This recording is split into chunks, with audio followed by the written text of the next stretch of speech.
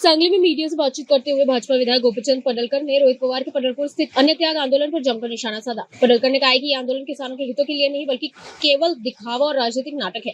उन्होंने तंज कसते हुए कहा है कि रोहित पवार अभिनय करने में माहिर है और उनका आंदोलन किसी फिल्म की शूटिंग जैसा दिखाई देता है।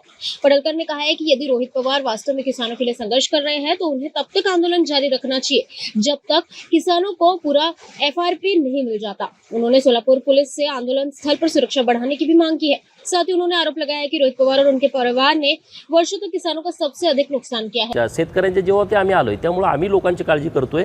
रोहितने ऍक्टिंग करायची आवश्यकता नाही आणि जर खरंच आंदोलन करायचं आहे जोपर्यंत हे सगळे निर्णय होत नाहीत, जेवढे कारखाने तू ढापलेत ते पहिले सभासदाच्या नावावर कर, जाऊ दे बाकीचे विषय नंतर जयंत पाटलाजी वगैरे नंतर 2 नंबरला बघू। पहिल्यांदा तू कारखाने जे ढापले ते लोकांच्या नावावरती पहिले करून दे शेतकऱ्यांचे, मग तू शेतकऱ्यांचा नेता आहे। नाहीतर पुढारी व्हायला एवढं सोपं नाही। महाराष्ट्र आहे, खोटं बोलून काय होणार नाही। आणि शेतकऱ्याला कर्जमाफी आमच्या सरकारने केली आहे, चिंता करण्याची काय जाऊ। अहो एकदम स्टंटबाजी करणारा हा माणूस आहे, बोगस माणूस आहे। काय याच्याकडे आहे कोणतरी त्याचे 4 सल्लागार, तू असं कर अरे कसं कर, लोकांना माहीत नाही तू शेतकऱ्याचा कर्दन काळ हा रोहित पवार आणि त्याचा आजोबाचा आहे, हे लोकांना माहीत नाही। आता तुम्ही तारणहार होणार कसं? कर्दन काळाचा तारणहार होणं एवढं सोपं नाही, लोकांना सगळं माहीत आहे। पूर्वी ते चालत होतं, गावात एक पेपर यायचा तेव्हा तुमची नौटंकी चालायची।